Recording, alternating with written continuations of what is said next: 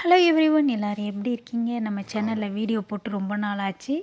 So இன்னைக்கு என்ன வீடியோன்னு பார்த்தீங்கன்னா, டுடே மார்னிங் என்ன பிரேக்ஃபாஸ்ட் பண்ணேன், அப்புறம் ஆஃப்டர்நூன் என்ன லன்ச் பண்ணேன்னு தான் இன்றைக்கி வீடியோ போட போகிறேன். இன்றைக்கி பார்த்திங்கன்னா காலையிலே சப்பாத்தியும் எங்கள் பெரிய பாப்பா வந்து பன்னீர் செஞ்சுருந்தது. இந்த பன்னீர் என் பக்கத்தில் என் பொண்ணு தான் செஞ்சுக்கிட்டு இருக்கா. பக்கத்தில் நான் சப்பாத்தி செஞ்சிகிட்டு இருந்தேன்.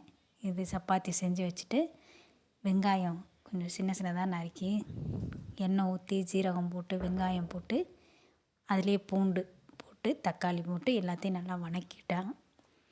வணக்கினதுக்கப்புறம்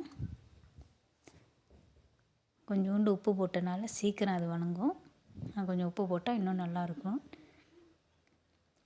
வெங்காயம் வந்து நல்லா வணங்கினதுக்கப்புறம் தான் தக்காளியை போடணும். நீங்கள் தக்காளி வெங்காயம் ஒன்றா போட்டிங்கன்னா அது சீக்கிரம் வணங்காது.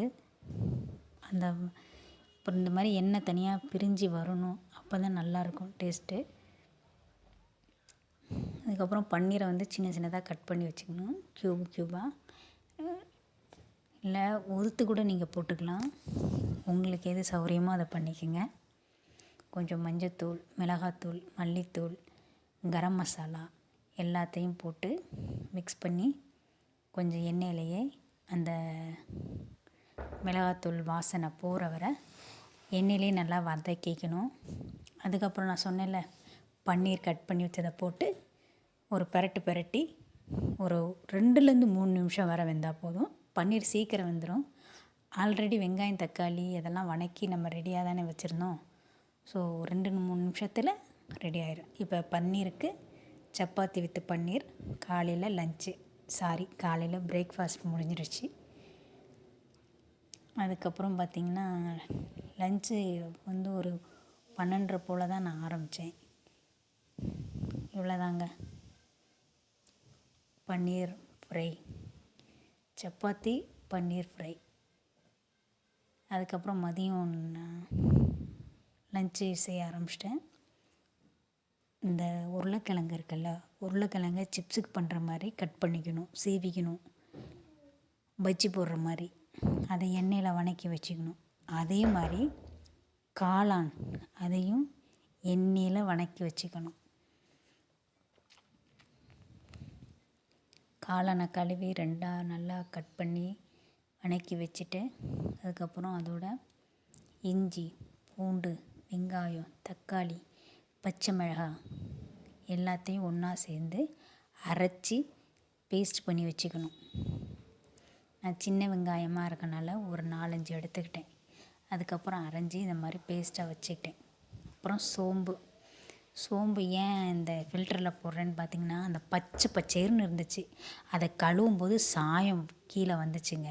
எனக்கு அதுவே தெரிஞ்சிச்சு இது ஒரிஜினல் இல்லைன்னு. அதனால் நான் எப்போதும் அதை வாஷ் பண்ணி தான் போடுறது. சோம்பை போட்டுட்டு அதுக்கப்புறம் தான் நான் எண்ணெய் ஊற்றுவேன். ஏன்னா அதில் தண்ணி இருக்குல்ல, அப்புறம் மூஞ்சில் தெரிச்சிடும். அதனால் சோம்பு போட்டு வறுத்துட்டு பேஸ்ட்டு பண்ணி வச்சோம் பார்த்திங்களா, வெங்காயம், தக்காளி, இஞ்சி, பூண்டு, பச்சை மிளகாய் இது எல்லாத்தையுமே நல்லா எண்ணெயில் மிக்ஸ் பண்ணிக்கணும். நல்லா மிக்ஸ் பண்ணதுக்கப்புறம்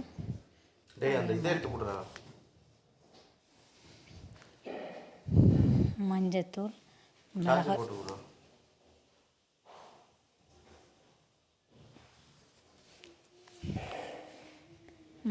மிளகாத்தூள், மல்லித்தூள்லாம் போட்டு அதுக்கப்புறமே நல்லா வணக்கிக்கணும்.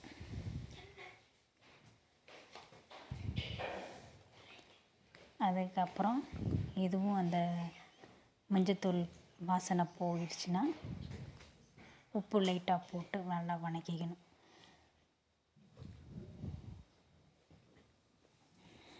உப்பு நல்லா போட்டு வணக்கினதுக்கப்புறம் நம்ம வறுத்து வச்சுருக்கோம்ல உருளைக்கிழங்கு மற்றும்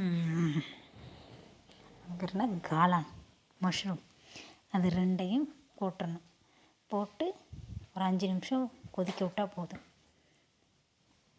தேங்காய் வேணுங்கிறவங்க ஊற்றிக்கலாம், வேணாங்கிறவங்க விட்டுடலாம். அது அவங்கவுங்க இஷ்டம். தேங்காய் வந்து அரைச்சி இந்த மாதிரி ஃபில்ட்ரு பண்ணி போட்டுக்கோங்க. இல்லை தேங்காய் வந்து தண்ணி மட்டும் போட்டால் தான் நல்லாயிருக்கும், இல்லைன்னா திரியாக வந்துடும். இந்த மாதிரி ஃபில்ட்ரு பண்ணி போட்டுக்கோங்க. நம்ம சேனலை தொடர்ந்து சப்ஸ்கிரைப் பண்ணுங்கள், லைக் பண்ணுங்கள், ஷேர் பண்ணுங்கள்.